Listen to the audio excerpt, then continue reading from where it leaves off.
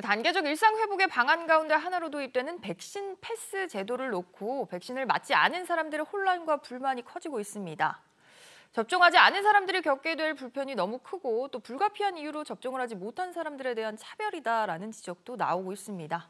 손석우 기자. 네, 손석우입니다. 백신 패스가 도입이 되면 어떤 부분들이 구체적으로 불편해질 것으로 보는 거죠? 네, 백신 패스는 고위험 다중이용시설을 이용할 때 백신 접종을 완료한 증명서를 제출하거나 미접종자의 경우 코로나19 검사에서 음성을 받았다는 것을 증명해야 하는 제도인데요. 이 검사 결과서의 효력이 48시간밖에 되지 않아서 미접종자의 경우 사실상 이틀에 한 번꼴로 PCR 검사를 받아야 합니다. 헬스장 같은 실내 체육시설이나 목욕탕 등이 백신 패스 적용을 받는 대표적인 곳인데요. 이런 시설을 이용하기 위해서는 백신 패스를 준수하는 게 현실적으로 불가능하다는 지적이 나오고 있습니다.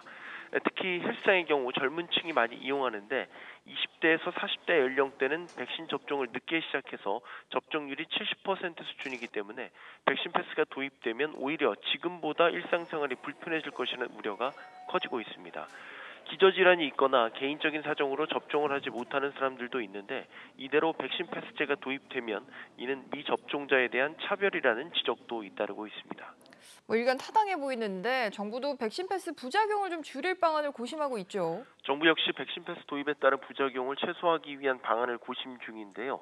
정부는 우선 제도 안착을 위해 계도 홍보 기간 운영을 검토 중입니다.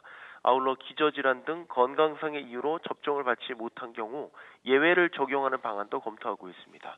정부는 이와 함께 백신 패스 도입으로 PCR 진단 검사 수요가 급증할 것으로 보고 검사를 유료로 전환하는 방안도 검토 중입니다. 신규 확진자 소식도 알아보겠습니다. 최근에 확진자 추세가 조금 비교적 하향 안정되는 추세였는데 어제는 또 다시 급증을 했다고요? 네, 어제 하루 동안 발생한 코로나19 신규 확진자는 1,952명입니다. 전날보다 무려 686명이나 늘면서 다시 2,000명에 근접했습니다.